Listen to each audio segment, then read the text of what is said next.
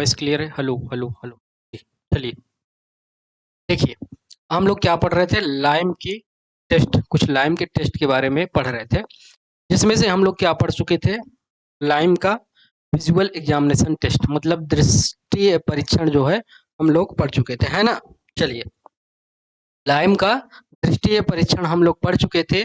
आज हम लोग लाइम के कुछ और अन्य टेस्ट हैं, और साथ ही साथ कुछ क्वेश्चंस हैं लाइम के, उनको हम लोग करेंगे बढ़िया से। ठीक है, चलिए, वर्क एबिलिटी टेस्ट, जिसको कि हिंदी में क्या बोलते हैं, हिंदी में क्या बोला जाता है इसको, सुकार्यता परीक्षण। वर्केबिलिटी टेस्ट को क्या बोलते हैं, सुकार्यता परीक्षण, सुकार्यता परीक्षण। ठीक है भाई, देखो, अब क्या है कि लाइम के बारे में पढ़ रहे हैं हम। लाइम क्या था, हमारा एक बाइंडिंग मटेरियल है। लाइम को क्या करते हैं, सुर्खी और सैंड के साथ मिला के मोटार वर्क या मशीनरी वर्क में यूज करते थे। ठीक है ना, यही पढ़ते हैं। ठीक है, चलिए, तो मोटार बनाने के लिए लाइम से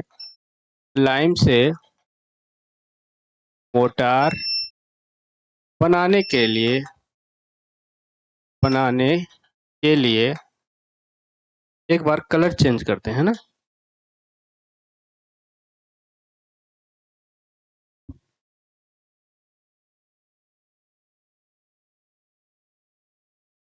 लाइम से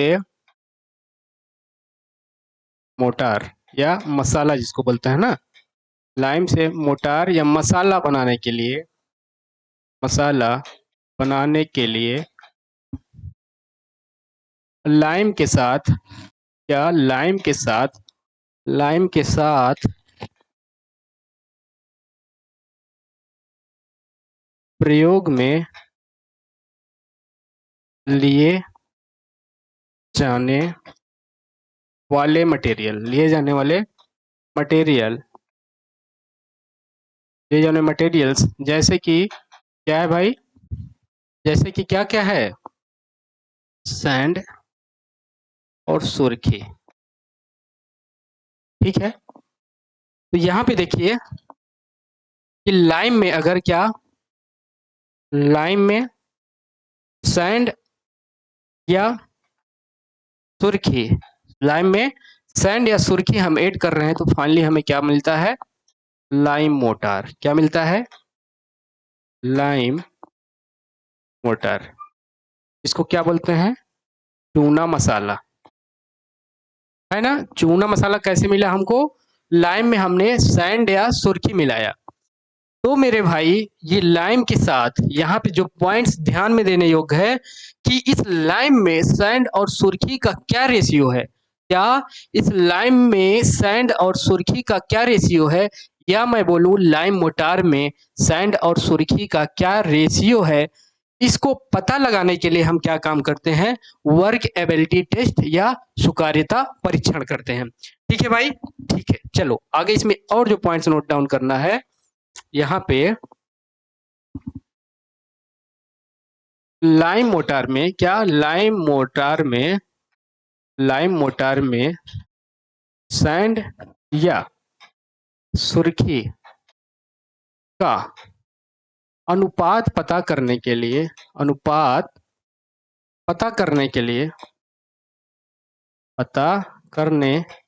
लिए वर्क एबिलिटी टेस्ट किया जाता है, वर्क एबिलिटी टेस्ट किया जाता है। देखिए, अगर जो पॉइंट्स आपको लिखना है, नोट में पॉइंट्स ये लिखना है कि अगर लाइम मोटार, ठीक है, लाइम मोटार क्या भाई, ज्यादा एरिया या सरफेस एरिया, लिखिए ना, ज्यादा सरफेस एरिया मतलब सतही क्षेत्रफल, सरफेस एरिया का मतलब सतही क्षेत्रफल, ज्यादा सतही क्षेत्रफल कवर कर रहा है क्या भाई, अगर लाइम मोटार, ये किसी भी रेशियो का हो सकता है, मतलब लाइम के साथ हमने सैंड या सुर्खी को किसी भी अनुपात में मिलाया है, तो उस एक सैंपल को हम उठाएंगे और ये देखेंगे कि ये लाइम मोटार अगर ज्यादा से ज्यादा सरफेस एरिया को कवर कर रहा है, तो इसका मतलब ये हुआ मेरे भाई, तो इसका मतलब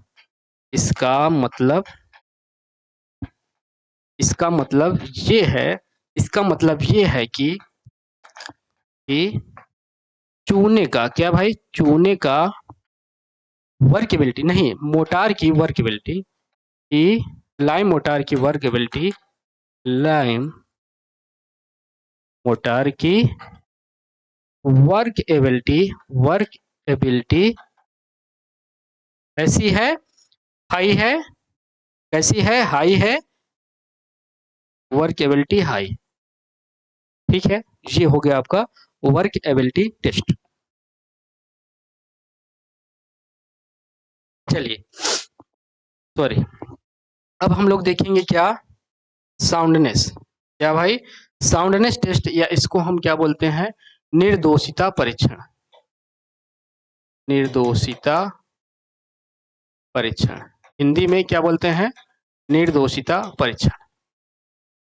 देखिए, ये टेस्ट जनरली क्यों किया जाता है, पहला क्वेश्चन ये सभी के मन में कि सर साउंडनेस टेस्ट या निर्दोषिता परीक्षण क्यों किया जाता है। सभी को ये पता होगा कि फ्री लाइम की अमाउंट को फाइंड आउट करने के लिए साउंडनेस टेस्ट किया जाता है, या फ्री लाइम प्लस मैग्नीशिया के कारण साउंडनेस जो है उसको पता करने के लिए साउंडनेस टेस्ट किया जाता है। नहीं भाई, एग्जैक्टली आपको नहीं आइडिया कि क्यों किया जाता है। तो देखिए क्या है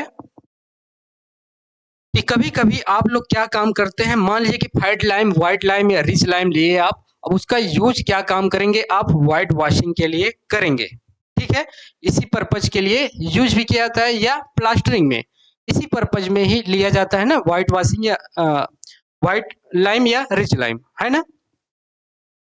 तो यूज में लेने से पहले उसे क्या काम करते हैं, पानी के संपर्क में लाते हैं, पानी के संपर्क में लाते हैं तो वो पाउडर फॉर्म में कन्वर्ट होके, ठीक है, एक पेस्ट के रूप में हमें मिलता है।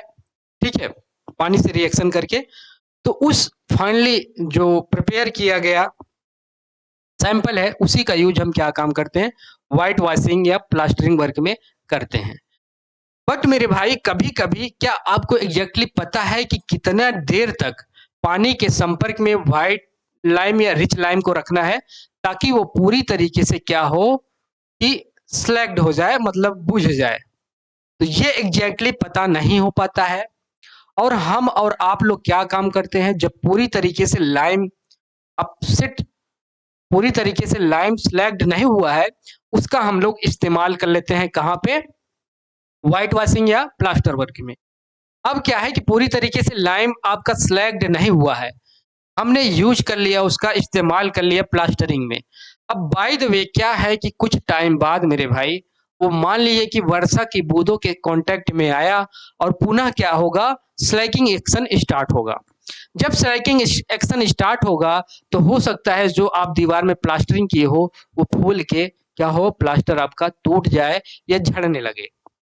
तो क्या है कि लाइम पूरी तरीके से स्लैग्ड हुआ है या नहीं।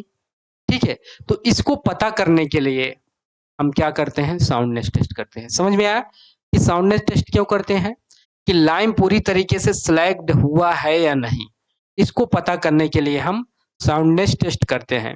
और साउंडनेस टेस्ट जरूरी क्यों है, अभी आपको पता चल गया, पता ऐसे चल गया कि आपने उस लाइम का इस्तेमाल कर दिया प्लास्टरिंग वर्क में, जो पूरी तरीके से स्लैग्ड नहीं हुआ था, और बाय द वे वर्षा के पानी के कांटेक्ट में जब आएगा लाइम, उसकी पुनः स्लैकिंग एक्शन स्टार्ट होगी, उसके वॉल्यूम में एक्सपेंशन होगा, जैसा कि आप लोग पढ़े भी होंगे आगे पिछली क्लास में कि 2 से ढाई गुना उसकी वॉल्यूम में एक्सपेंशन होता है। तो जब वो एक्सपेंशन होगा तो क्या होगा कि प्लास्टर आपका फूल के वहां से झड़ के टूटने लगेगा, है ना। तो उस लाइम के स्लैकिंग एक्शन को, मतलब स्लैग्ड अच्छे से हुआ है नहीं, उसको पता करने के लिए हम क्या करते हैं, साउंडनेस टेस्ट करते हैं। चलिए कैसे करते हैं वो हम लोग बढ़िया से देखते हैं। चलिए,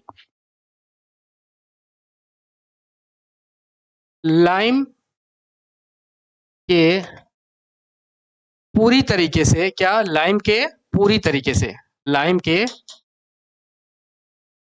पूरी तरह से बुझा है या नहीं, बुझा है या नहीं, इसको पता करने के लिए मतलब क्या लिख सकते हैं, लाइम की स्लाइकिंग प्रॉपर तरीके से हुई है कि नहीं, टू चेक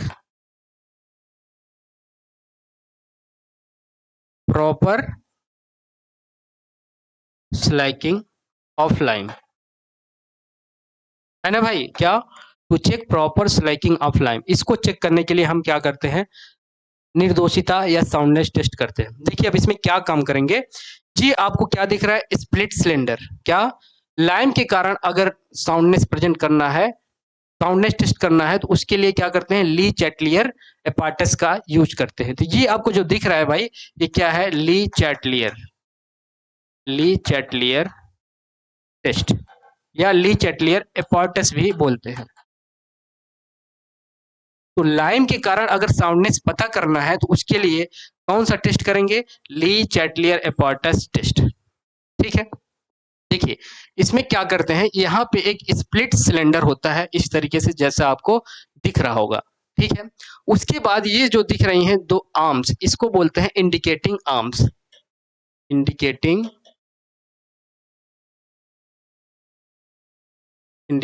आर्म्स मतलब सूचक भुजाएं,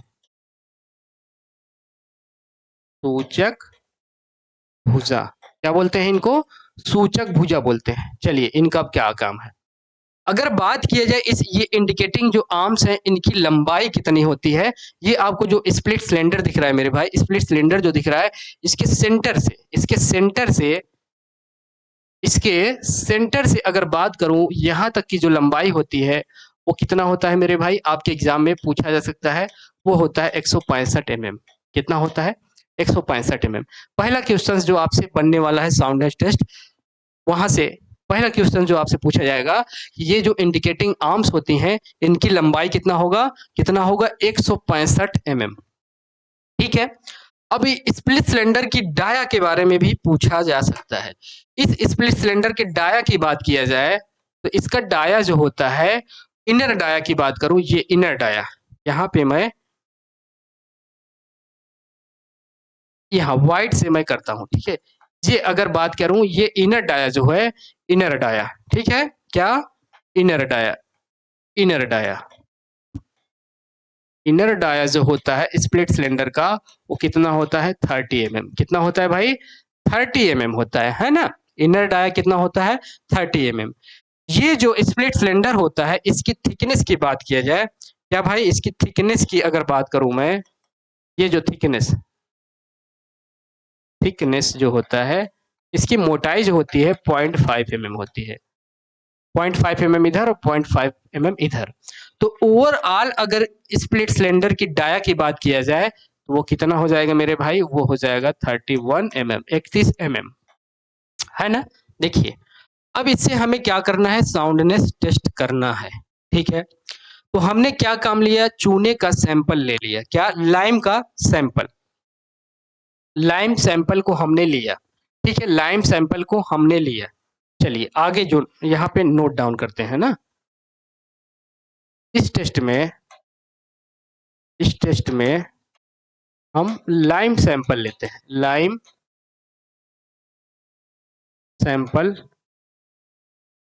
लाइम सैंपल लेते हैं, लाइम सैंपल ले लिए हमने, फिर क्या काम करेंगे, ये जो आपको स्प्लिट सिलेंडर दिख रहा है इसमें भरेंगे, स्प्लिट सिलेंडर में भरते हैं, इस लाइम सैंपल को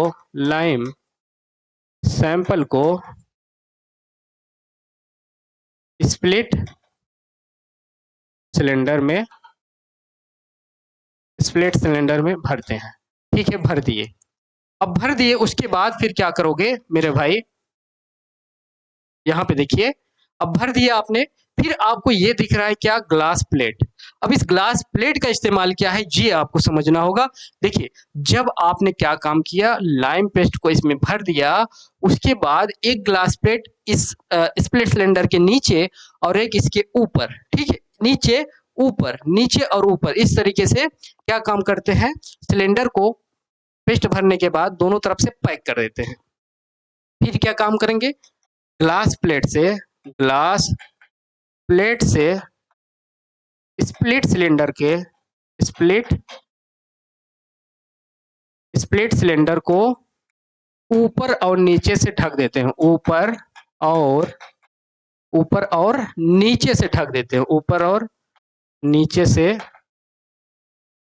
ढक देते हैं। क्या भाई, ऊपर और नीचे से पैक कर देते हैं, ढक देते हैं। अब ढक दिया हमने भाई, देखिए यहाँ ऊपर एक प्लेट लगा दिया ग्लास की, एक नीचे। अब क्या होगा कि इसमें जो सैंपल है वो हटेगा नहीं, निकलेगा नहीं इससे, ढक दिए। उसके बाद फिर ढकने के बाद हम क्या काम करेंगे, 24 आवर्स के लिए, 24 घंटे के लिए ठंडे पानी में इसको डुबो देते हैं, ठंडे पानी में डुबो देते हैं। उसके बाद फिर क्या काम करेंगे, फिर 24 घंटे के बाद, 24 आवर्स के बाद सैंपल को बाहर निकालेंगे, सैंपल को बाहर निकालेंगे, स्प्लिट सिलेंडर के साथ बाहर निकालेंगे। उसके बाद ये जो आपको इंडिकेटिंग आर्म्स हैं, इसकी जो सूचक भुजाएं हैं, ये सूचक भुजाएं जो है, इनके बीच का ये जो डिस्टेंस है, ये वाला डिस्टेंस, ये गैप डिस्टेंस, ठीक है, ये मान लीजिए कि ये क्या था, रीडिंग पहली D1 थी, ठीक है, पहली रीडिंग क्या थी, D1 थी। क्या इस लाइम का प्रयोग व्हाइट वॉशिंग नहीं है, कहाँ पे हम पहुंच गए, हम लोग थे कहाँ पे, हाँ यहाँ पे, बाहर निकाल लिया। फिर क्या काम करते हैं, इंडिकेटिंग आर्म्स के बीच का हम लोग रीडिंग लेते हैं, इंडिकेटिंग आर्म्स के बीच की रीडिंग बीच की रीडिंग मान लीजिए कि वो क्या है, D1 है, ठीक है, यहां तक क्लियर है। अब देखिए, अब क्या काम करेंगे, पुनः क्या काम करेंगे, पुनः हम क्या काम करेंगे भाई, इस वाले सैंपल को हटा देते हैं, ठीक। पुनः हमने क्या काम किया, लाइम का सैंपल इस स्प्लिट सिलेंडर में भर दिया। उसके बाद फिर क्या काम करें, इस ग्लास प्लेट से दोनों तरफ से ढक दिया, ग्लास प्लेट से दोनों तरफ से ढक दिया। ढकने के बाद फिर क्या काम करेंगे, ढकने के बाद इसको हम गर्म हॉट पानी में फिर डालेंगे, गर्म या हॉट पानी में फिर से डालेंगे। चलिए, अब क्या है कि पुनः स्प्लिट सिलेंडर में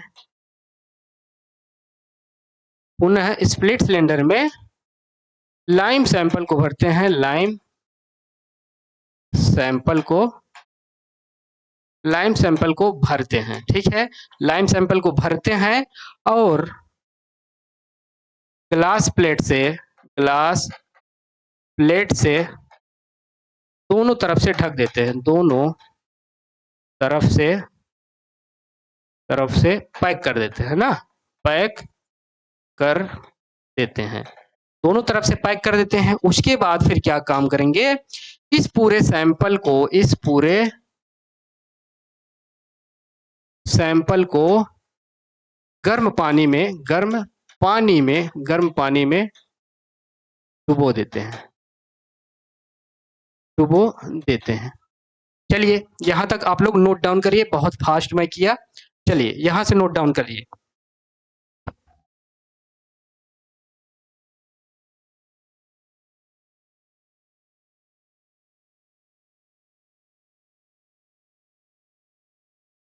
चलिए आगे चलते हैं, डुबो दिए, ठीक है। उसके बाद पुनः निकाल कर अब क्या करेंगे, इस सैंपल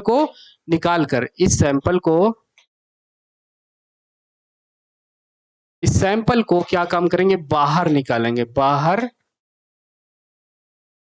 निकाल कर पुनः क्या करेंगे, पुनः इंडिकेटिंग आर्म्स जो है, इंडिकेटिंग आर्म्स मतलब सूचक भुजाएं जो है, इंडिकेटिंग आर्म्स सूचक भुजाओं के बीच क्या काम करें, पुनः रीडिंग लेंगे, पुनः रीडिंग पुनः रीडिंग लेते हैं। मान लेते हैं कि ये रीडिंग जो आई भाई, ये रीडिंग क्या आई D2। कैसे लेंगे देखिए, अब हमने क्या काम किया, निकाला, ठीक है, सैंपल को निकाला, पुनः हमने इसमें सैंपल पेस्ट लाइम का भरा, उसके बाद ग्लास प्लेट से ढकने के बाद गर्म पानी में डाला, गर्म पानी के बाद बाहर निकाला, फिर ये जो रीडिंग थी, फिर एक बार हमने क्या काम किया, रीडिंग लिया, ये रीडिंग मान लो कि D2 आ गई। क्या आ गई, D2 आ गई रीडिंग। अब क्या करोगे मेरे भाई, अब क्या करोगे, अब यहाँ पे दोस्त क्या करोगे, D1 और D2 का डिफरेंस देखोगे। अगर ये 10 mm है, क्या पहला पॉइंट जो रिजल्ट आएगा, रिजल्ट रिजल्ट दोनों इंडिकेटिंग सूचक भुजाओं के बीच, जो उनके भुजाओं के बीच का जो इंटरवल है, दोनों का डिफरेंस D1 और D2 का 10 mm है, तो लाइम में जो है कोई साउंडनेस नहीं है। लाइम आपका निर्दोष है, ठीक है, उसमें दोषिता मतलब साउंडनेस टेस्ट करने की जरूरत नहीं है, ठीक है, साउंडनेस टेस्ट करने के बाद ही फाइनली पता चलेगा। तो इसका मतलब ये है कि वो लाइम अनसाउंड है, ठीक है, अनसाउंड है, ठीक है। अगर अगर दूसरा पॉइंट जो यहाँ पे नोट डाउन करना है, अगर ये D1 और D2 मतलब दोनों इंडिकेटिंग आर्म्स के बीच अगर ये डिफरेंस 10 mm से अधिक है, 10 mm से अधिक है, तो इसका मतलब क्या है कि वो लाइम जो है, लाइम जो है, लाइम में साउंडनेस है, साउंडनेस है, लाइम में साउंडनेस है। तो इसका मतलब ये हुआ कि वो लाइम प्रॉपर तरीके से स्लैग्ड नहीं हुआ है, बुझा नहीं हुआ है, उसे और समय देना होगा बुझने के लिए। ये इंडिकेट करता है साउंडनेस टेस्ट। आशा करता हूं कि साउंडनेस टेस्ट इतनी बेहतरीन तरीके से पहली बार आप लोग पढ़ रहे होंगे। अगर हाँ तो आप लोग कमेंट करके जरूर बताइएगा। चलिए अब हम लोग देख लेते हैं बाल टेस्ट। क्या होता है बाल टेस्ट, बाल टेस्ट को हिंदी में बोलते हैं क्या, गोला परीक्षण। क्या भाई, गोला परीक्षण।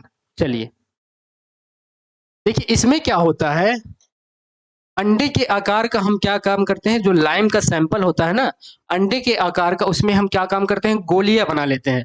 जैसा कि आपको यहाँ पे ये गोली दिख रही है, गोली 1 2 3 4 5 6 7, इस तरीके से कितनी भी गोलियां आप बना सकते हैं, 1 2 3 4 5 6 7, कितना भी नंबर आप गोली आप लोग बना सकते हैं, है ना।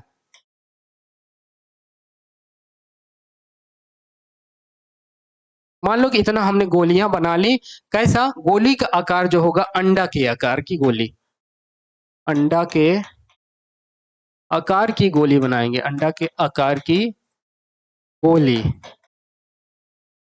दिए गए लाइम सैंपल से, दिए गए लाइम सैंपल, दिए गए लाइम सैंपल से बनाते हैं, लाइम सैंपल से।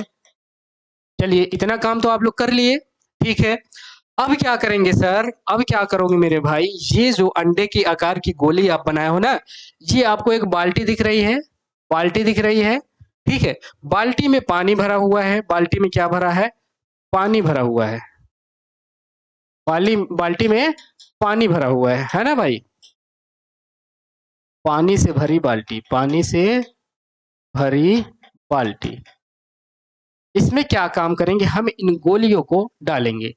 ये सैंपल गोली जो बनाओगे अलग अलग लाइम के लिए अलग अलग सैंपल बनाओगे, मिक्स मत कर देना मेरे भाई, ठीक है, कि कोई एक क्लास ए का लाइम यहाँ पे है सैंपल, क्लास बी का लाइम यहाँ है सैंपल, क्लास सी का यहाँ है, तीनों से आपने सैंपल बनाया और गोली बनाई, सभी को मिला दिए, मतलब खिचड़ी बना दी। अब खिचड़ी बना के बाल्टी में डाल दिए, तो भाई रिजल्ट क्या मिलेगा तुम्हें, खिचड़ी ही मिलेगा, पक के जो निकलेगा वो खिचड़ी ही फाइनल रिजल्ट मिलेगा।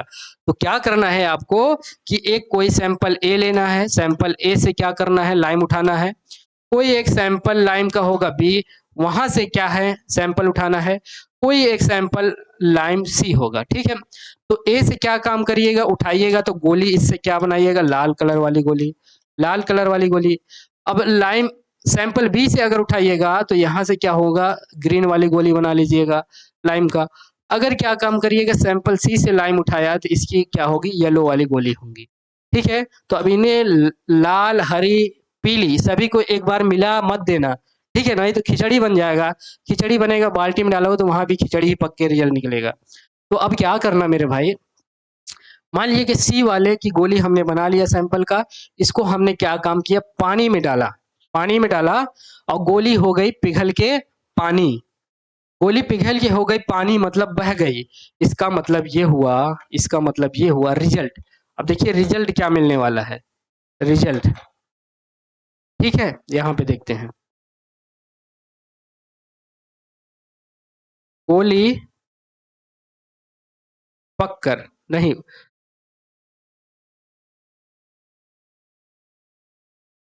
सैंपल पानी में, गोली का सैंपल, गोली का सैंपल पानी में पिघल गया, पानी में घुल गया, ठीक है, पिघल गया या घुल गया, घुल गया।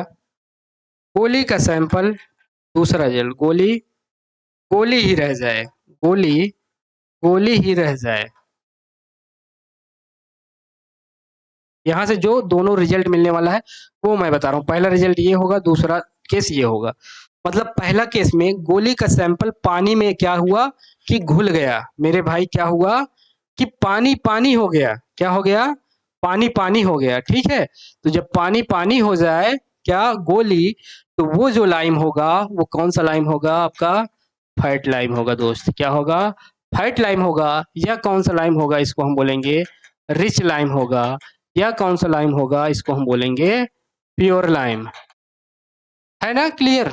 चलिए, अब क्या है कि गोली गोली ही रह जाए, गोला ना बने, क्या, गोली गोली ही रह जाए, ठीक है, गोली गोली ही रह जाए, तो क्या होगा, हमें रिजल्ट जो मिलेगा, गोली गोली ही रह जाए तो वो जो हमें लाइम होगा, हाइड्रोलिक, हाइड्रोलिक लाइम, ठीक है। तो हाइड्रोलिक लाइम क्या होता है, अगर पानी के कांटेक्ट में आएगा, अगर वो हाइड्रोलिक लाइम है तो गोला गोला के ही आकार का रहेगा, ठीक है भाई। और जो अगर सैंपल जो पानी की गोली है और जो लाइम की गोली है वो गल के पानी में घुल जाए, पानी पानी हो गई, तो उसके बाद क्या होगा, वो क्या होगा, कौन सा लाइम, वो फाइट लाइम, रिच लाइम या प्योर लाइम होगा। ठीक है, यहाँ तक क्लियर है। चलो, ये आपके सारे जो टेस्ट से लाइम से सारा सब कुछ कवर हो गया, ठीक है भाई। अब हम लोग देखते हैं कुछ क्वेश्चंस लाइम के, क्या लाइम के बहुत ही बेहतरीन तरीके से क्वेश्चन करने वाले हैं, तो आप लोग क्लास के लास्ट तक बने रहिएगा। चलिए, पहला क्वेश्चन जो है पूछा जा रहा है, the process of heating to redness in the presence of air is called. क्या यहाँ पे क्या होता है, जैसे स्टार्टिंग में हम लोग क्या पढ़े, calcination of lime, calcination of lime, calcination of lime, ठीक है। इसमें क्या होता है, इसमें क्या होता है मेरे भाई, लाइमस्टोन CaC3 को क्या काम करते हैं, 810 डिग्री सेंटीग्रेड टेम्परेचर पर क्या किया जाता है, हीट दिया जाता है, हीट दिया जाता है, हीट, हीट जब देते हैं तो इसमें से क्या होता है, H2O अलग हो जाता है, भाप बन के उड़ जाता है और CO2 गैस के फॉर्म में निकल जाती है, ठीक है। और जो शेष रह जाता है वो क्या होता है, CaO, आपको प्योर लाइम जो है प्राप्त होता था। तो इस प्रोसेस को हम क्या बोलते थे, इस प्रोसेस को क्या बोलते हैं, कैल्सिनेशन। तो इसका आंसर जो होगा मेरे भाई ऑप्शन डी, क्या हो जाएगा, आंसर जो हो जाएगा डी। हाइड्रोलिसिटी क्या है, देखिए ये कैल्सिनेशन क्या है, प्रेजेंस ऑफ एयर, जो बात ध्यान में रखना है, इसमें क्या होता है, presence of air, presence of air, वायु की उपस्थिति में ये केमिकल रिएक्शन होता है, तभी पॉसिबल है का, क्या भाई, वायु की उपस्थिति में ही ये केमिकल रिएक्शन पॉसिबल है, ये बात ध्यान में रखना। वहीं अगर हाइड्रोलिसिटी की बात किया जाए, क्या, हाइड्रोलिसिटी की बात किया जाए तो ये अब्सेंस ऑफ एयर में होती है, अब्सेंस ऑफ एयर, वायु की अनुपस्थिति में, या और क्या बोले, अंडर वाटर, या पानी के अंदर, या मॉइस्चर के संपर्क में रहने से क्या होता है, लाइम का सेट होना, उसको हम क्या बोलते हैं, हाइड्रोलिसिटी। और सेटिंग क्या है, रोस्टिंग क्या है, रोस्टिंग तो जलाना होता है, भट्टी में पकाना, ठीक है। तो इसका आंसर जो होगा क्वेश्चन नंबर 1 का आंसर हो जाएगा ऑप्शन डी। चलिए, question number 2, lime is obtained from the calcination of, ये पूछा जा रहा है। अभी पीछे ही देखिए, क्या देखे भाई, लाइम सिलिका के कैल्सिनेशन से नहीं, सैंडस्टोन नहीं, लाइम स्टोन जो होता है, लाइम स्टोन के कैल्सिनेशन से क्या होता है, हमें लाइम ऑब्टेन्ड होता है। लाइम स्टोन का केमिकल फार्मूला क्या होता है, पीछे देखिए CaCO3। अब इसको हम क्या काम करते हैं, 810 डिग्री सेंटीग्रेड पर टेम्परेचर पर क्या काम करते हैं, हीट देते हैं। तो फाइनली क्या होता है, इसमें से CO2 गैस के रूप में बाहर निकल जाती है, H2O आपका वाष्प के रूप में बाहर निकल जाता है, और फाइनली जो हमें रिजल्ट मिलता है CaO, जिसको कि हम लोग क्या बोलते हैं, लाइम। लाइम या इसको हम बोलते हैं प्योर लाइम। प्योर लाइम यही है, या इसको और क्या बोलते हैं, अनस्लैग्ड लाइम। अनस्लैग्ड लाइम है ना। चलिए, तो इसका आंसर क्या होगा, सी। ठीक है, चलो क्वेश्चन नंबर 3। इसमें पूछा जा रहा है the chemical composition of quick lime is. Quick lime का केमिकल कंपोजिशन क्या होता है, ये आपसे पूछा जा रहा है। Chemical composition of quick lime, quick lime के केमिकल कंपोजिशन आपसे पूछा जा रहा है। CaS, क्या CaS कोई लाइम होता है, नहीं। कैल्शियम के ऑक्साइड ही या मैग्नीशियम के ऑक्साइड ही क्या होते हैं, लाइम होते हैं। ठीक है, तो CaO और MgO ये लाइम तो है, बट क्विक लाइम के बारे में पूछा जा रहा है तो उसको हम बोलते हैं CaO। तो आंसर हो जाएगा ऑप्शन बी। ठीक है भाई, चलो आगे चलते हैं। अब पूछा जा रहा है slaked lime is also called. Slagged lime को और किस नाम से जाना जाता है, सॉरी, स्लैग्ड लाइम या इसको क्या बोलते हैं, बुझा चूना। तो इसको क्या बोलते हैं, हाइड्रेटेड ऑक्साइड ऑफ कैल्शियम या कैल्शियम कार्बोनेट CaCa3 को क्या बोलते हैं, लाइम स्टोन बोलते हैं। क्या होते हैं, क्या बोलते हैं भाई, लाइम स्टोन। तो ये आंसर तो होगा नहीं ना, ठीक है।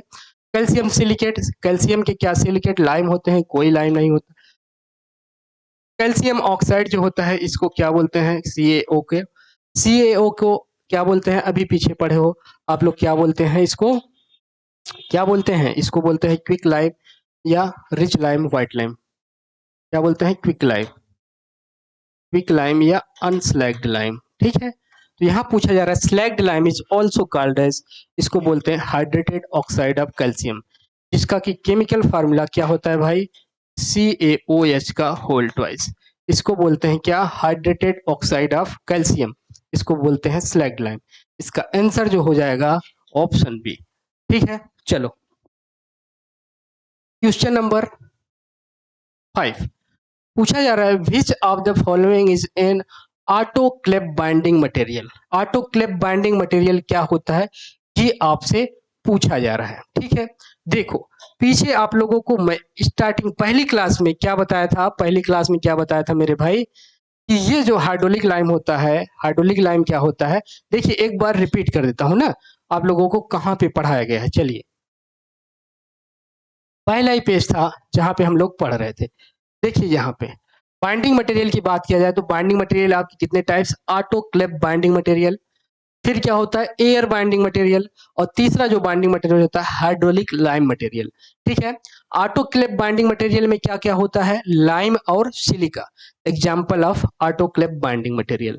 वही क्विक लाइम और जिप्सम जो होता है एयर बाइंडिंग मटेरियल के एग्जाम्पल्स हैं। हाइड्रोलिक लाइम किसका है, हाइड्रोलिक बाइंडिंग मटेरियल। क्लियर है, चलो अब क्वेश्चन की तरफ चलते हैं। चलो यहाँ पे हम लोग देख रहे थे which of the following is autoclave binding material. Autoclave binding material के बारे में पूछा जा रहा है तो इसका आंसर जो हो जाएगा ऑप्शन डी। लाइम और सिलिका किसके एग्जांपल्स है, autoclave binding material. Hydraulic lime किसका है, hydraulic lime, hydraulic binding material का एग्जांपल्स जो है हाइड्रोलिक लाइम है। ठीक है, वहीं जिप्सम और क्विक लाइम जो है किसके, एयर बाइंडिंग मटेरियल के एग्जांपल्स हैं। एयर बाइंडिंग मटेरियल के एग्जांपल्स कौन कौन से हैं, quick lime plus gypsum. Air binding material, air binding material, air binding material के एग्जांपल्स कौन से हैं, कौन कौन से हैं, क्विक लाइम प्लस जिप्सम। ठीक है, तो इसका आंसर जो होगा वो ऑप्शन डी। चलिए नेक्स्ट क्वेश्चन, यहाँ पे पूछा जा रहा है, पूछा ये जा रहा है कंकर इज एग्जाम्पल, कंकर is an impure lime stone, क्या अशुद्ध lime stone, while white chalk is pure lime stone, ये पूछा जा रहा है। व्हाइट चाक जो होता है क्या प्योर लाइम स्टोन होता है, कंकर के बारे में बोला जा रहा है ये इम्प्योर लाइम स्टोन होता है। जी, ये कथन बिल्कुल सत्य है, आंसर जो हो जाएगा ए। यहाँ पे पूछा जा रहा है सत्य है कि असत्य है, ये सिंपल सा पूछा जा रहा है। तो kankar is an example of, kankar is an impure limestone का example, while white chalk is pure limestone. पूछा जा रहा है कि कंकर जो है अशुद्ध चूने का प्रकार है, जी हाँ। व्हाइल व्हाइट चाक सफेद चाक जो होता है, शुद्ध चाक जो होता है वो प्योर लाइमस्टोन का, क्या ये सत्य है? जी बिल्कुल। चलिए नेक्स्ट क्वेश्चन, यहाँ पे बोला जा रहा है in order to develop hydraulicity, hydraulicity को डेवलप करना है मतलब बढ़ाना है, it is necessary to have and dash presence in chemical combination with the limestone. ठीक है, क्या करना है? हाइड्रोलिसिटी को इंक्रीज करना है, तो एल्यूमिनियम एंड कार्बन पहला ऑप्शन है, दूसरा ऑप्शन है मैग्नीशियम एंड कार्बन, तीसरा ऑप्शन है सिलिका एंड कार्बन, चौथा ऑप्शन जो है एल्यूमिना एंड सिलिका। तो इसका आंसर जो होगा ऑप्शन डी होगा। ठीक है भाई, क्या होगा? Option D. यहाँ नोट में आप देख लीजिए कि silicates of magnesium, aluminium and calcium are responsible for hydraulicity. ठीक है, तो इसीलिए एल्यूमिना और सिलिका, या इसको सिलिकेट्स आप क्या बोल सकते हैं? मैग्नीशिया, एल्यूमिना और कैल्शियम, ये किसके लिए रिस्पॉन्सिबल होते हैं? लाइम में हाइड्रोलिसिटी प्रॉपर्टी के लिए। तो इसका आंसर जो हो जाएगा ऑप्शन डी। समझ में आया? चलिए आगे हम लोग देख लेते हैं। क्वेश्चन है fat lime is also called as, fat lime को अन्य किस नाम से जाना जाता है, ये आपसे पूछा जा रहा है। फैट लाइम, वाटर लाइम नहीं, वाटर लाइम नहीं बोला जाएगा। इम्प्योर लाइम नहीं, इसको और किस नाम से जानते हैं? लीन लाइम। क्या? इम्प्योर लाइम को लीन लाइम, या हिंदी में इसको बोलते हैं अशुद्ध चूना, अशुद्ध चूना। ठीक है भाई, और लीन लाइम तो यहाँ तो है ही। ठीक है, चलिए तो ये दोनों एक ही टाइप से वाटर लाइम होगा नहीं, तो एक ही ऑप्शन बच रहा है, वो आंसर कौन सा है? Option B. इस क्वेश्चन का आंसर जो हो जाएगा ऑप्शन बी। ठीक है, आशा करता हूँ क्लास आपको मस्त लगी होगी, जबरदस्त लगी होगी। तो आप लोग कमेंट के माध्यम से जरूर बताइएगा, या हमें पर्सनल व्हाट्सएप मैसेज जरूर कर दीजिएगा। ठीक है, चलिए क्लास को यहीं पे एंड करते हैं मेरे भाई। ठीक है, थैंक यू आप सभी का। चलिए मिलेंगे आपसे नेक्स्ट क्लास में।